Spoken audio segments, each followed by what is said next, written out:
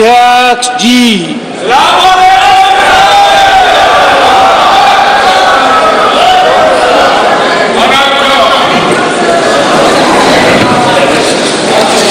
माननीय सदस्यगण, आपको बुलेटिन भाग 2 के माध्यम से पहले ही सूचित किया गया है कि माननीय वित्त मंत्री जी के बजट भाषण की प्रतियां आपको हार्ड कॉपी के रूप में उपलब्ध कराई जाएगी। अतः बजट प्रस्तुत हो जाने के पश्चात माननीय सदस्य बजट भाषण की प्रति प्रकाशन काउंटर से प्राप्त कर सकते हैं। आपको ये भी सूचित किया जाता है कि माननीय मंत्री द्वारा बजट प्रस्तुत किए जाने के पश्चात उसे मेंबर पोर्टल पर भी उपलब्ध करा दिया जाएगा। माननीय वित्त मंत्री जी,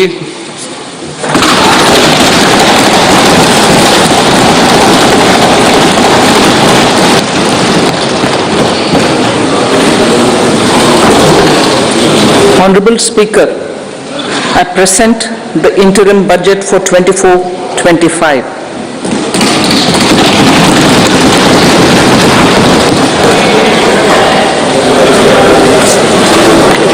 The Indian economy has witnessed profound positive transformation in the last 10 years. The people of India are looking ahead to the future with hope and optimism. With the blessings of the people, when our government under the visionary and dynamic leadership of Honorable Prime Minister Shri Narendra Modi assumed office in 2014, the country was facing enormous challenges.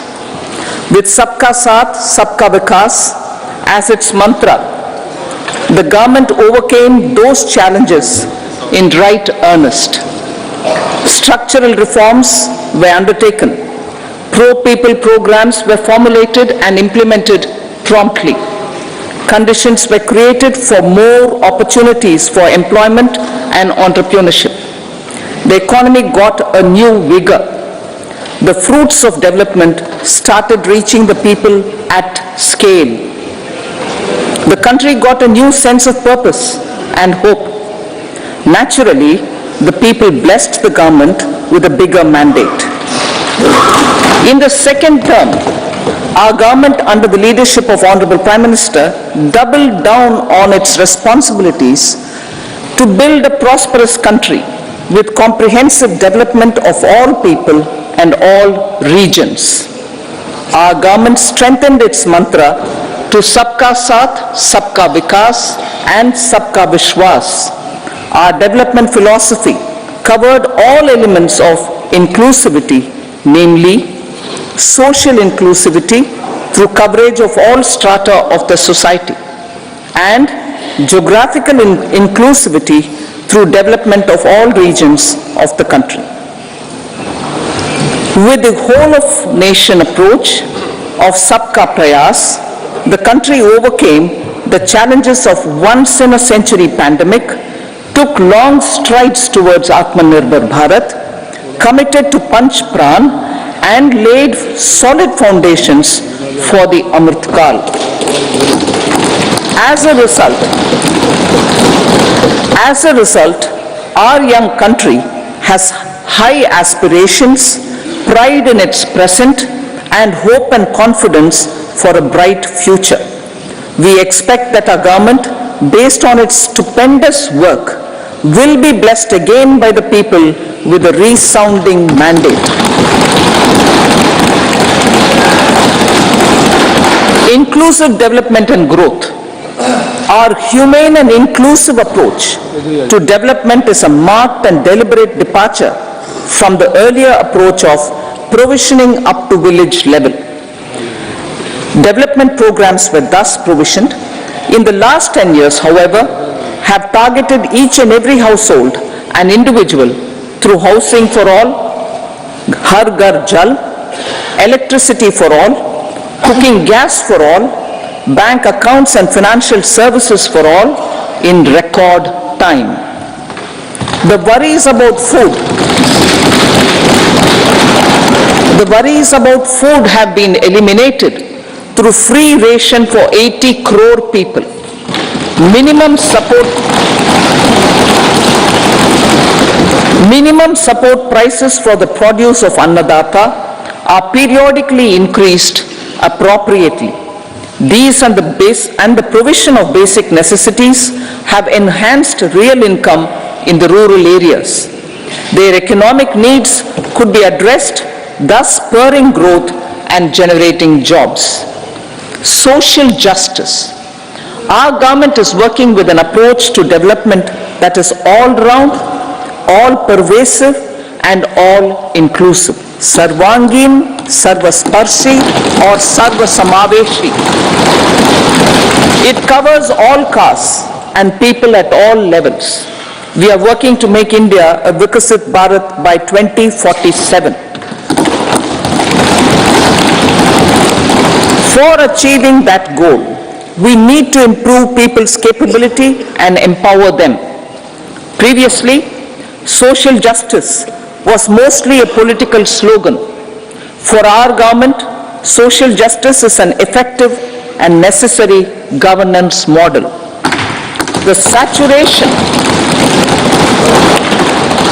saturation approach of covering all eligible people is the true and comprehensive achievement of social justice.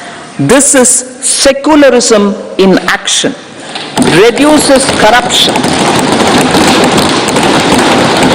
and prevents nepotism, prevents Bhai Bhatijawad.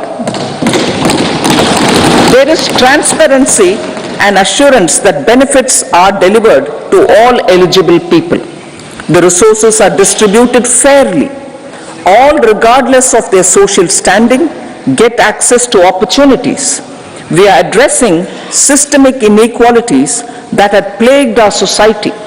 We focus on outcomes and not on outlays so that the social economic transformation is achieved. As our Prime Minister firmly believes, we need to focus on 4 major castes. They are Garib, Mahilaye, Yuva and Annadata.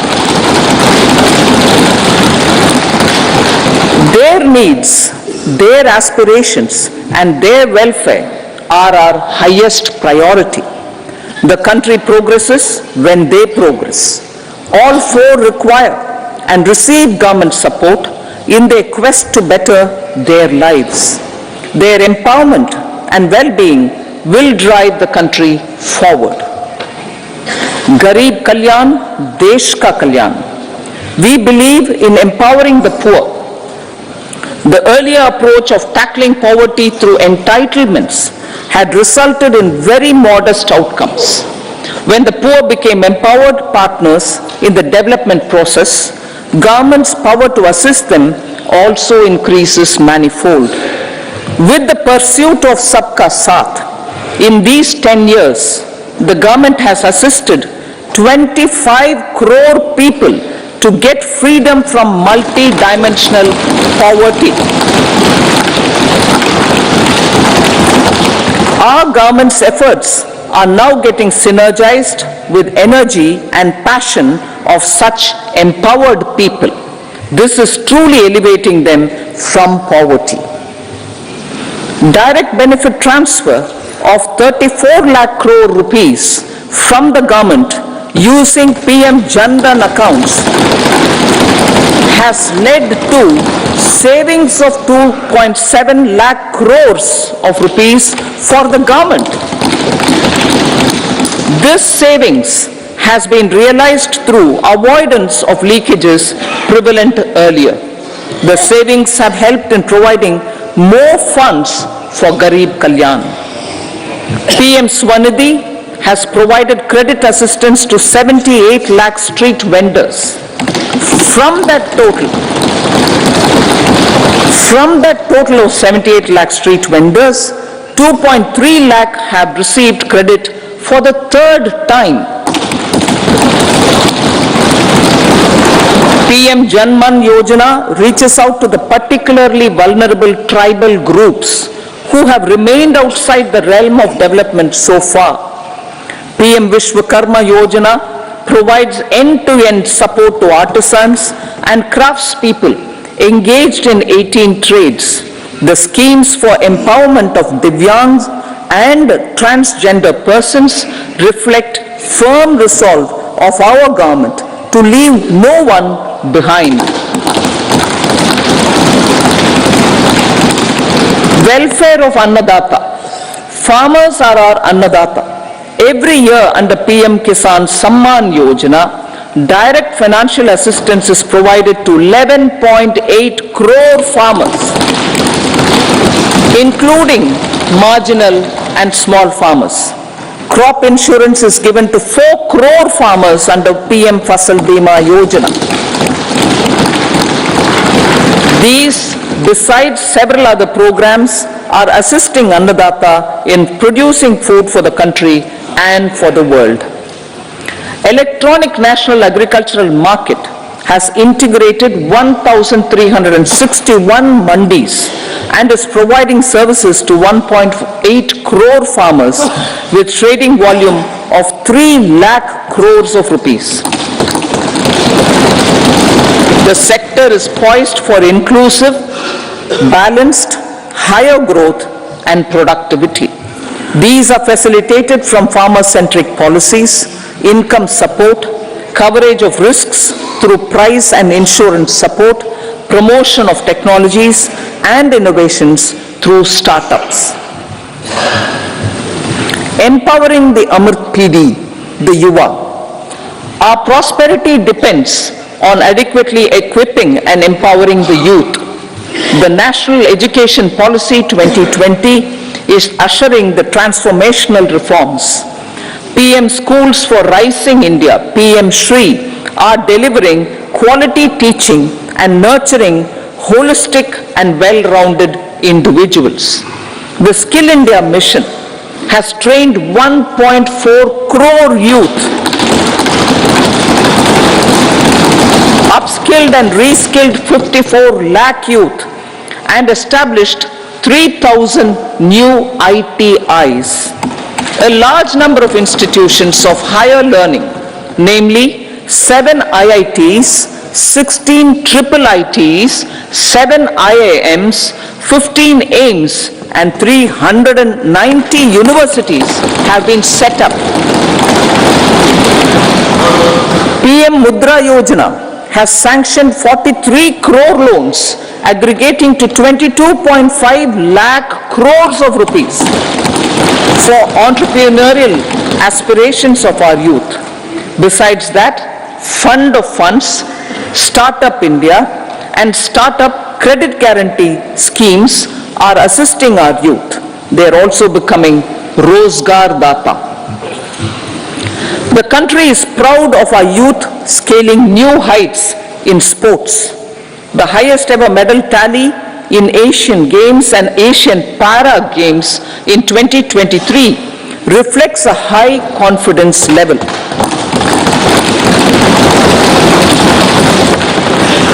Chess prodigy and our #1 ranked player Pragyananda put up a stiff fight against the reigning world champion Magnus Carlsen in 2023.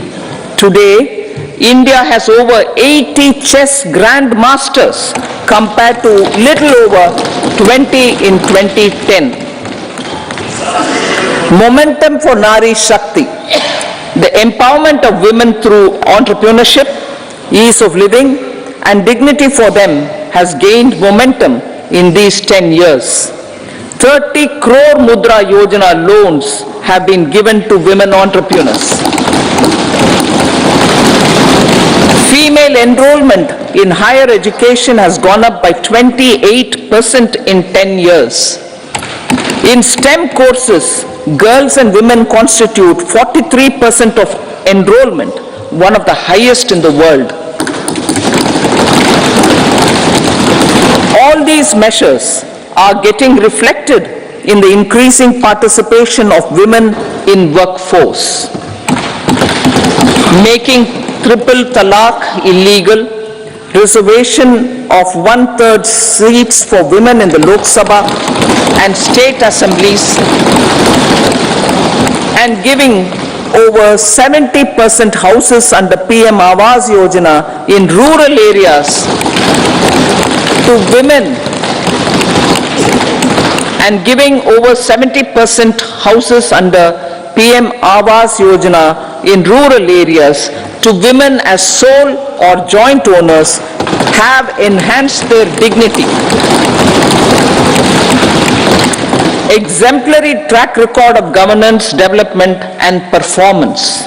Besides delivering on high growth in terms of gross domestic product, the government is equally focused on a more comprehensive GDP, that is, governance, development and performance.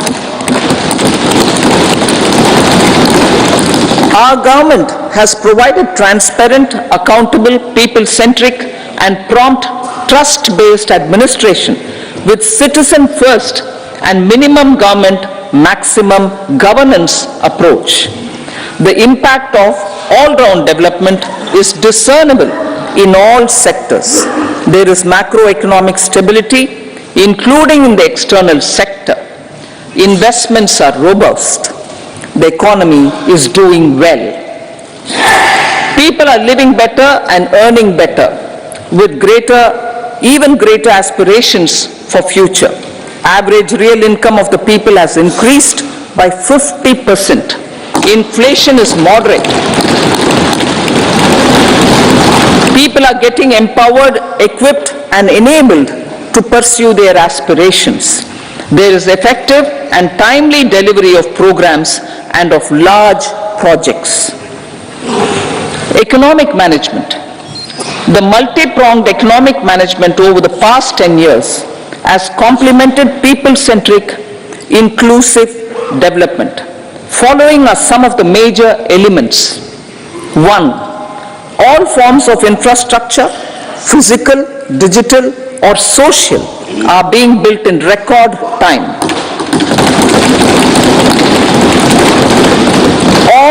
Number 2. All parts of the country are becoming active participants in economic growth. Number 3, digital public infrastructure, a new factor of production in the 21st century, is instrumental in formalization of the economy. Number 4, goods and services tax has enabled one nation, one market, one tax. Tax reforms have led to deepening and widening of tax base. Number 5, strengthening of the financial sector has helped in making savings, credit and investments more efficient. Number 6, GIFT, IFSC and the Unified Regulatory Authority, IFSCA, are creating a robust gateway for global capital and financial services for the economy.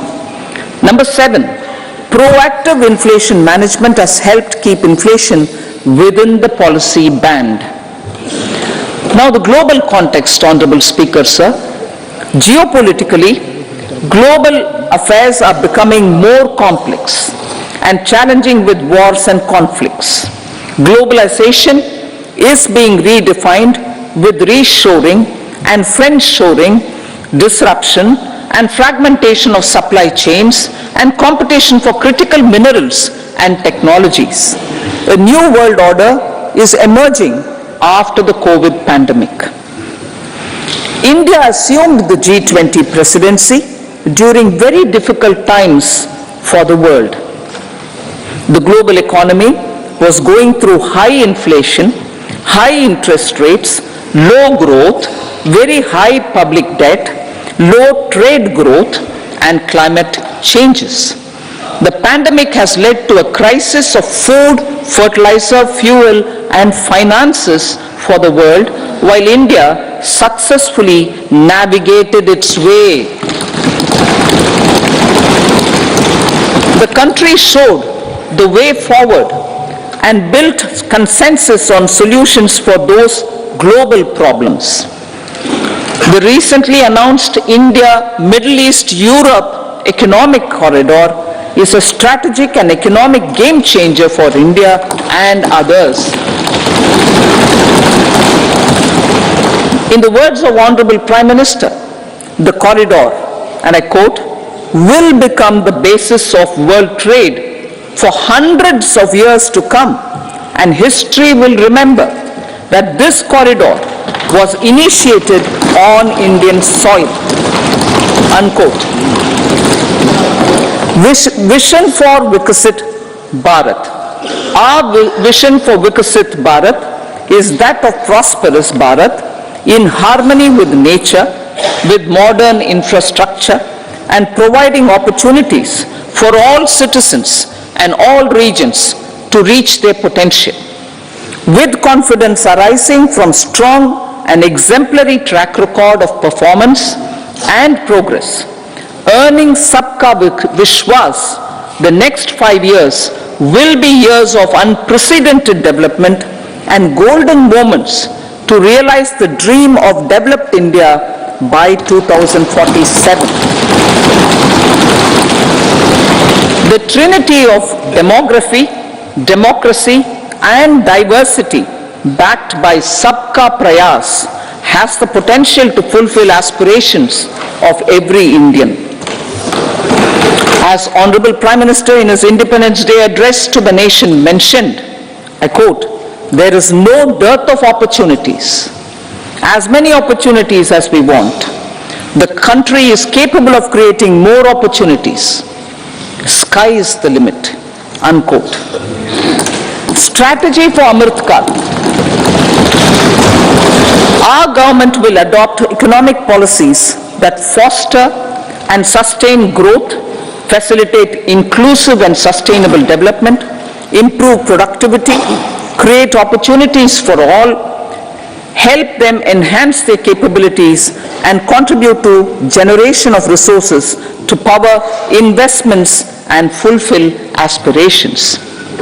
Guided by the principle, reform, perform, and transform, the government will take up next generation reforms and build consensus with the states and stakeholders for effective implementation. It is an important policy priority for our government to ensure timely and adequate finances, relevant technologies, and appropriate training for the micro, small, and medium enterprises, MSMEs, to grow and also compete globally. Orienting the regulatory environment to facilitate their growth will be an important element of this policy mix. Aligning with the Panchamrit goals, our government will facilitate sustaining high and more resource-efficient economic growth. This will work towards energy security in terms of availability, accessibility, and affordability. For meeting the investment needs, our government will prepare the financial sector in terms of size, capacity, skills, and regulatory framework. Aspirational Districts Program.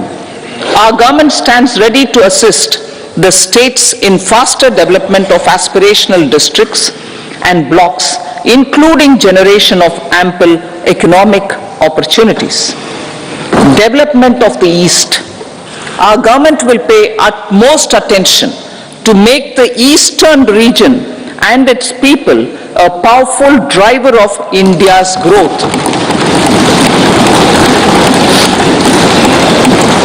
PM Awas Yojana Gramin.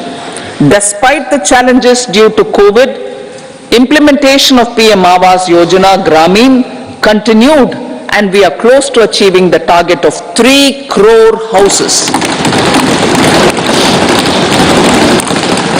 2 crore more houses will be taken up in the next 5 years to meet the requirement arising from increase in the number of families. Rooftop solarization and Muft Bijli. Through rooftop solarization, 1 crore households will be enabled to obtain up to 300 units free electricity every month. This scheme follows the resolve of Honorable Prime Minister on the historic day of consecration of Sri Ram Mandir in Ayodhya. Following benefits are expected. Savings up to 15 to 18,000 rupees annually for households from free solar electricity and selling the surplus to the distribution companies. Charging of electric vehicles. Entrepreneurship opportunities for a large number of vendors for supply and installation. Employment opportunities for the youth with technical skills in manufacturing, installation and maintenance. Housing for middle class. Our government will launch a scheme to help deserving sections of the middle class, and I quote from Honorable Prime Minister's words, living in rented houses or slums or chawls and unauthorized colonies, unquote, to buy or build their own houses.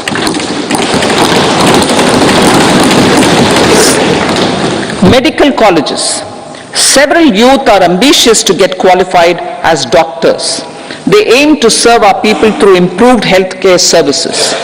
Our government plans to set up more medical colleges by utilizing the existing hospital infrastructure under various departments. A committee for this purpose will be set up to examine the issues and make relevant recommendations. Cervical cancer vaccination.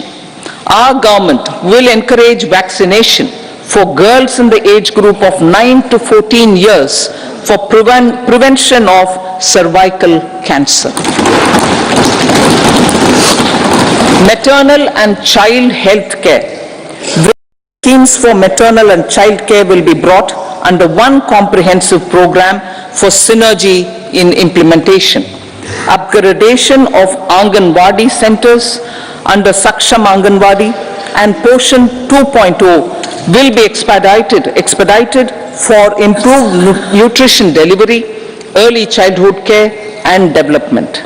The newly designed U-Win platform for managing immunization and intensified efforts of Mission Indradhanush will be rolled out expeditiously throughout the country.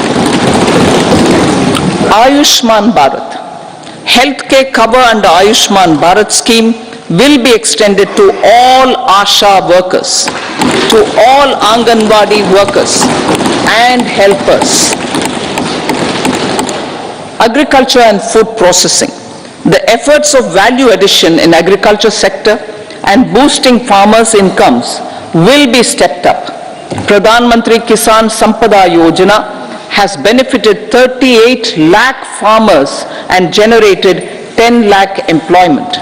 Pradhan Mantri Formalization of Micro Food Processing Enterprises Yojana has assisted 2.4 lakh SHGs and 60,000 individuals with credit linkages. Other schemes are complementing the efforts for reducing post-harvest losses and improving productivity and incomes. For ensuring faster growth of the sector, our government will further promote private and public investment in post-harvest activities, including aggregation, modern storage, efficient supply chains, primary and secondary processing and marketing and branding. Nano DAP. After the successful adoption of nano urea, application of nano DAP on various crops will be expanded in all agroclimatic zones. Atmanirbhar Oil Seeds Abhiyan.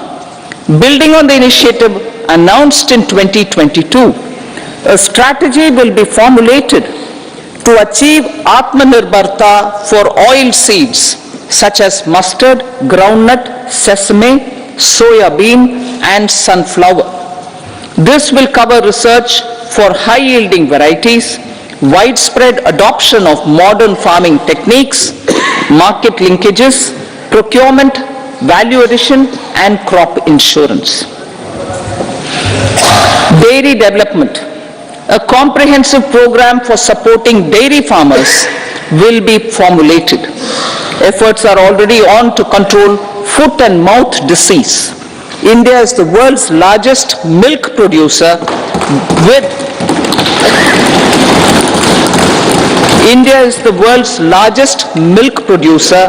but with low productivity of milch animals. The program will be built on the success of existing schemes such as Rashtriya Gokul Mission, National Livestock Mission, and infrastructure development funds for dairy processing and animal husbandry. Matsya Sampada. It was our government which set up a separate department for fisheries, realizing the importance of assisting fishermen. This has resulted in doubling of both inland and aquaculture production. Seafood exports since 2013-14 has also doubled. Implementation of Pradhan Mantri Matsya Sampada Yojana will be stepped up to 1. Enhance aquaculture productivity from existing 3 to 5 tons per hectare. 2. Double exports to 1 lakh crore rupees, and 3. Generate 55 lakh employment opportunities in the near future. 5 integrated aqua parks will also be set up. Lakpati Didi.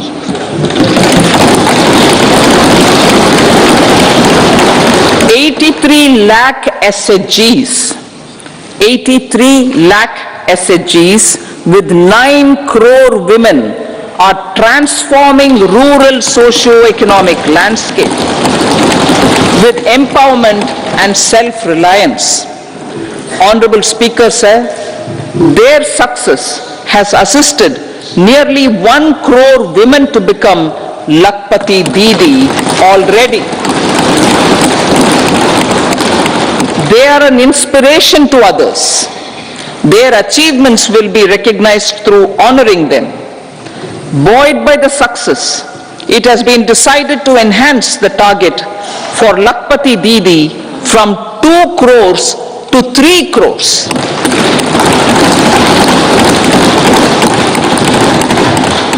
Technological changes, new age technologies and data are changing the lives of people and businesses.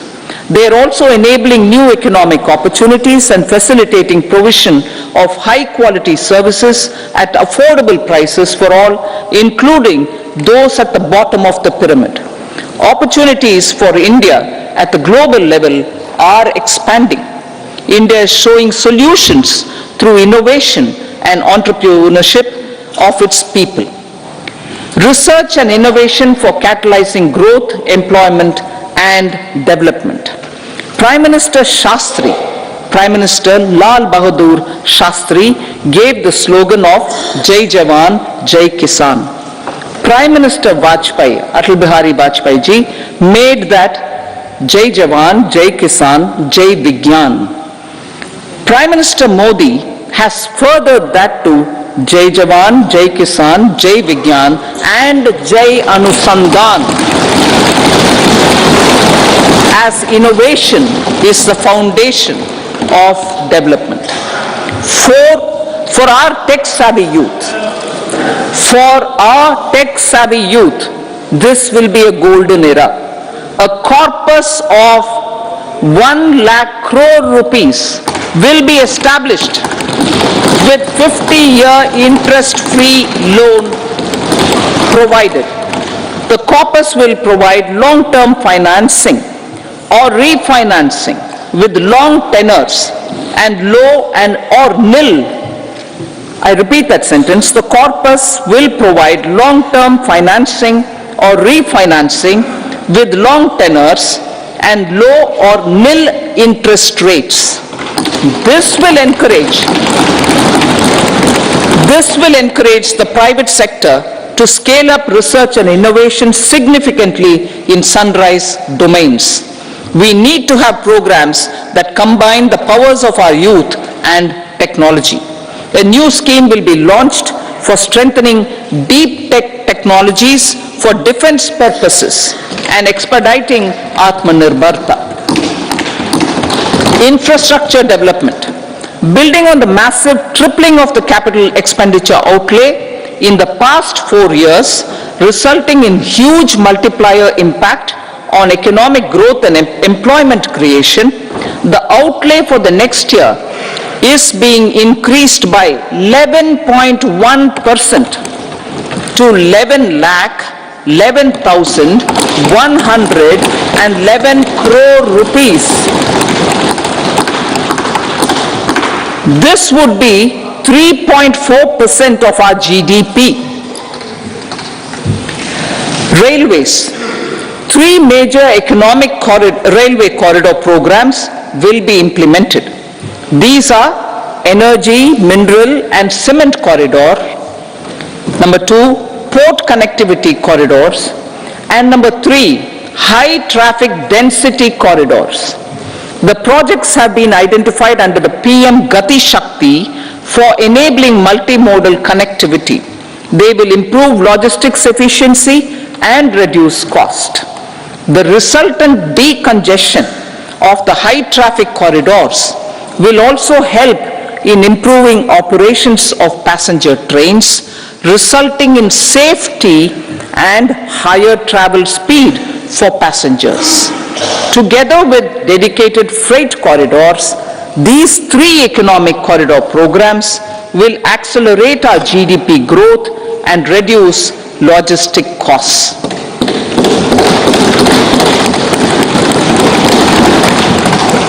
40,000 normal rail bogies will be converted to Vande Bharat standards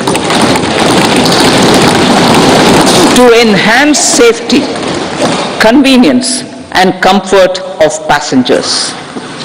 Aviation sector. The aviation sector has been galvanized in the past 10 years. Number of airports have doubled to 149. Rollout of air connectivity to Tier 2 and Tier 3 cities under UDAN scheme has been widespread. 517 new routes are carrying 1.3 crore passengers. Indian carriers have proactively placed orders for over 1,000 new aircrafts.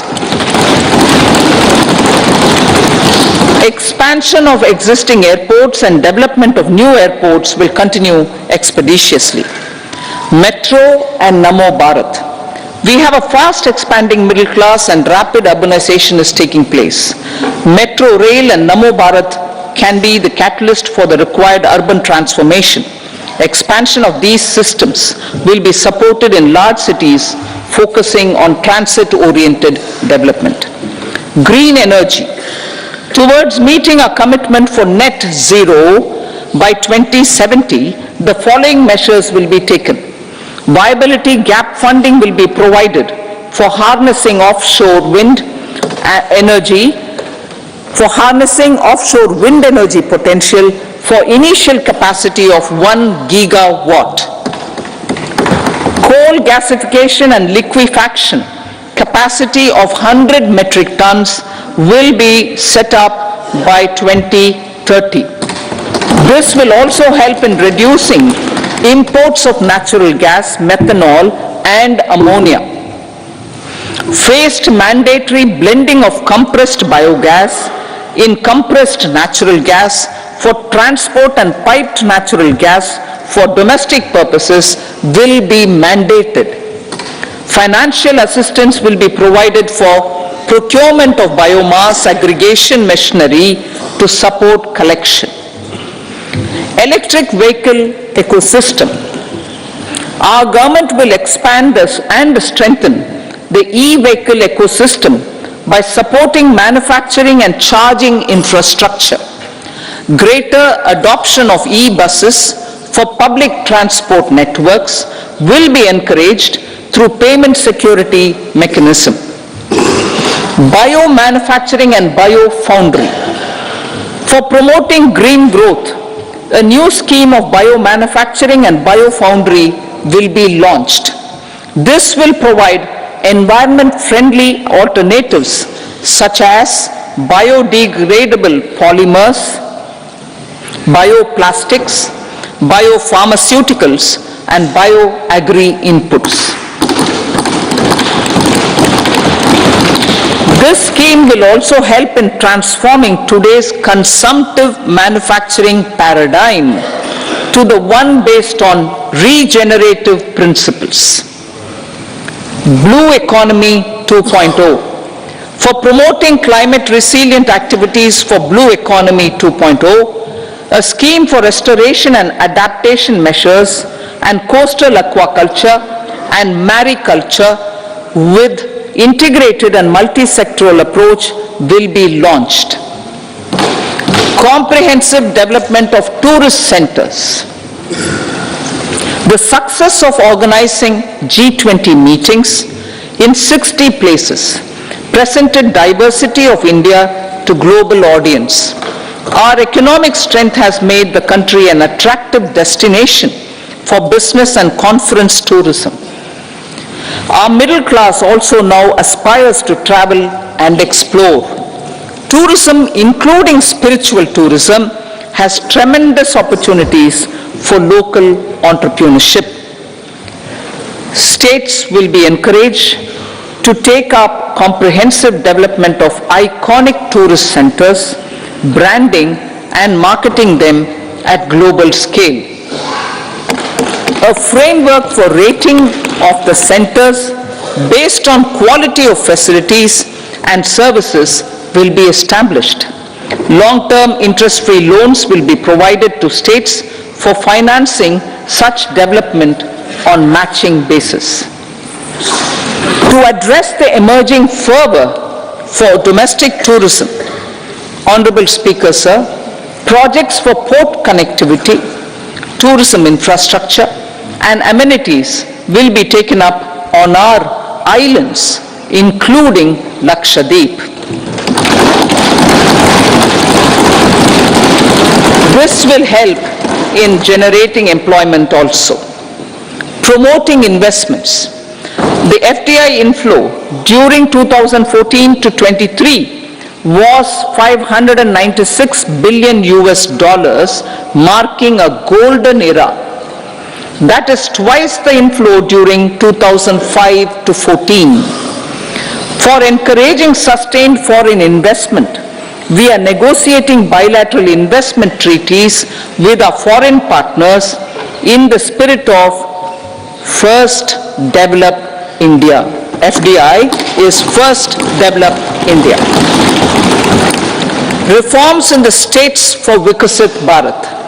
Many growth and development enabling reforms are needed in the states for realizing the vision of Vikasit Bharat. A provision of 75,000 crore rupees as 50-year interest-free loan is proposed this year to support those milestone-linked reforms by the state governments. Societal changes. The government will form a high-powered committee for an extensive consideration of the challenges arising from fast population growth and demographic changes. The committee will be mandated to make recommendations for addressing these challenges comprehensively in relation to the goal of Vikasit Bharat. Amrit Kal as Kartavya Kal. Our government stands committed to strengthening and expanding the economy with high growth and to create conditions for people to realize their aspirations. Honorable Prime Minister in his Independence Day address to the nation in the 75th year of our Republic said, and I quote, "We commit ourselves to national development with new inspirations, new consciousness, new resolutions, as the country opens up immense possibilities and opportunities. It is our Kartavya Kal. Unquote. Every challenge of the pre-2014 era was overcome through our economic management and our governance. These have placed the country on a resolute path of sustained high growth. This has been possible through right policies, true intentions, and appropriate decisions. In the full budget in July, Honorable Speaker, our government will present a detailed roadmap for our pursuit of Vikasit Bharat.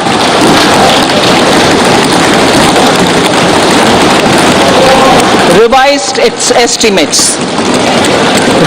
estimates of 2023-24. The revised estimate of the total receipts other than borrowings is 27.56 lakh crores of rupees, of which the tax receipts are 23.24 lakh crore rupees. The revised estimate of total expenditure is 44.90 lakh crore rupees. The revenue receipts at 30.03 lakh crore rupees are expected to be higher than the budget estimate, reflecting strong growth momentum and formalization in the economy. The revised estimate of the fiscal deficit is 5.8% of GDP, improving on the budget estimate notwithstanding moderation in the nominal growth estimates. Budget estimates for 2024-25. Coming to the year 2024-25, the total receipts other than borrowings and total expenditure are estimated at 30.80 and 47.66 lakh crore rupees respectively. The tax receipts are estimated at 26.02 lakh crore rupees. The scheme of 50-year interest-free loan for capital expenditure to states will be continued this year with an outlay of 1.3 lakh crore rupees. We continue on the path of fiscal consolidation as announced in my budget speech of 2021-22 to reduce fiscal deficit below 4.5% by 25-26. The fiscal deficit in 2024-25 is estimated to be 5.1% of GDP, adhering to that path. So the gross and net market borrowings through dated securities during 24-25 are estimated at 14.13 lakh crore rupees and 11.75 lakh crore respectively. Both will be less than that in 23-24. Now that the private investments are happening at scale, the lower borrowings by the central government will facilitate larger availability of credit for the private sector. Vote on account. I'll be seeking vote on account approval of the Parliament through the appropriation bill for a part of the financial year 2024-25. I will now move to Part B. Honorable Speaker, sir, over the last 10 years, the direct tax collections have more than trebled and the return filers swelled 2.4 times. I would like to assure the taxpayers that their contributions have been used wisely for the development of the country and welfare of its people. I appreciate the taxpayers for their continued support. The government has reduced and rationalized tax rates. Under the new tax scheme, there is now no tax liability for taxpayers with income up to 7 lakh rupees, up from 2.2 lakh rupees in the financial year 2013-14. The threshold for presumptive taxation for retail businesses was increased from 2 crores to 3 crores. Similarly, the threshold for professionals eligible for presumptive taxation was increased from 50 lakh rupees to 75 lakh rupees. Also, corporate tax rate was decreased from 30% to 22% for existing domestic companies and to 15% for certain new manufacturing companies. Honorable Speaker, sir, in the last 5 years, our focus has been to improve taxpayer services. The age-old jurisdiction-based assessment system was transformed with the introduction of faceless assessment and appeal, thereby imparting greater efficiency, transparency, and accountability. Introduction of updated income tax returns, a new Form 26AS, and pre-filling of tax returns have made filing of tax returns simpler and easier. Average processing time of returns has been reduced from 93 days in the year 2013-14 to a mere 10 days this year, thereby making refunds faster. Indirect taxation. By unifying the highly fragmented indirect tax regime in India, the GST has reduced the compliance burden on trade and industry. The industry has acknowledged the benefits of GST. According to a recent survey conducted by a leading consulting firm, 94% of industry leaders view the transition to GST as largely positive. According to 80% of the respondents, it has led to supply chain optimization, as elimination of tax arbitrage and octroi has resulted in disbanding of checkposts at the state and city boundaries. At the same time, tax base of GST more than doubled, and the average monthly gross GST collection has almost doubled to 1.66 lakh crores this year. States too have benefited. States' SGST revenue, including compensation released to states in the post-GST period of 2017-18 to 2022-23, has achieved a buoyancy of 1.22. In contrast, the tax buoyancy of state revenues from subsumed taxes in the pre-GST 4-year period of 2012-13 to 2015-16 was a mere 0.72. The biggest beneficiaries are consumers, as reduction in logistic cost and taxes have brought down prices of most goods and services. We have taken a number of steps in customs to facilitate international trade. As a result, the import release time declined by 47% to 71 hours at inland container depots, by 28% to 44 hours at air cargo complexes, and by 27% to 85 hours at seaports over the last 4 years since 2019, when the national time release studies were first acted. Tax proposals. As for tax proposals, in keeping with the convention, I do not propose to make any changes relating to taxation and propose to retain the same tax rates for direct and indirect taxes, including import duties. However, certain tax benefits to startups and investments made by sovereign wealth or pension funds, as also tax exemption on certain income of some IFSC units, are expiring on 31/3/2024. To provide continuity in taxation, I propose to extend the date to 31/3/2025. Moreover, in line with our government's vision to improve ease of living and ease of doing business, I wish to make an announcement to improve taxpayer services. There are a large number of petty, non-verified, non-reconciled or disputed direct tax demands, many of them dating as far back as 1962, which continue to remain on the books, causing anxiety to honest taxpayers and hindering refunds of subsequent years. Honorable Speaker, sir, I propose to withdraw such outstanding direct tax demands up to 25,000 rupees pertaining to the period up to financial year 2009-10 and up to 10,000 rupees for financial years 2010-11 to 2014-15.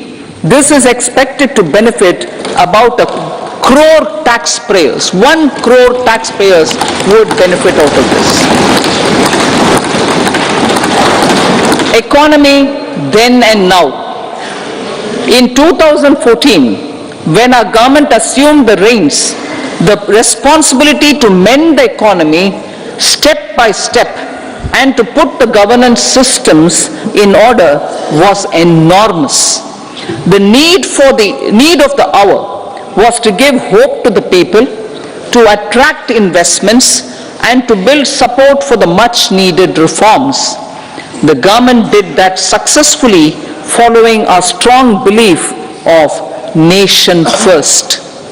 The crisis of those years has been overcome, and the economy has been put firmly on a high sustainable growth path with all-round development.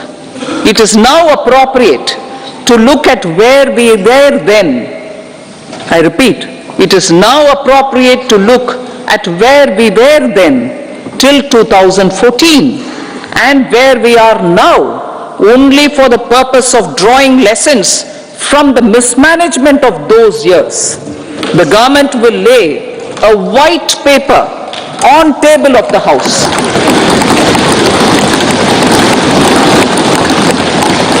The exemplary track record of governance, development and performance, effective delivery and Jan Kalyan has given the government trust, confidence and blessings of the people to realize whatever it takes. The goal of Vikasit Bharat with good intentions, true dedication and hard work in the coming years and decades. With this, Honorable Speaker, I commend the interim budget to this august House. Jai Hind.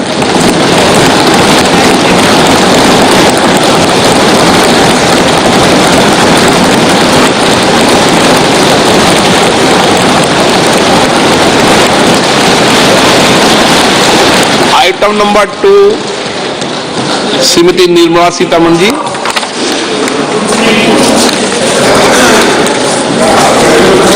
So, with your permission, I rise to lay on the table the following statements under Section 3(1) of the Fiscal Responsibility and Budget Management Act 2003, Medium-Term Fiscal Policy cum Fiscal Policy Strategy Statement and Macroeconomic Framework Statement. Item number 3, Srimati Nirmala Sitharaman ji. Sir, with your permission, I rise to move for leave to introduce the Finance Bill 2024. प्रश्न ये है कि विधेयक को पुनर्स्थापित करने की अनुमति प्रदान की जाए। जो सदस्य इसके पक्ष में हाँ कहें, जो सदस्य विरोध में ना कहें, मेरे विचार में निर्णय हाँ वालों के पक्ष हुआ, हाँ वालों के पक्ष हुआ। माननीय मंत्री जी विधेयक को पुनर्स्थापित करें। So I introduce the bill. सभा की कार्रवाई शुक्रवार दिनांक 2 फरवरी 2024 को प्राप्त 11 बजे तक के लिए स्थगित की जाती है।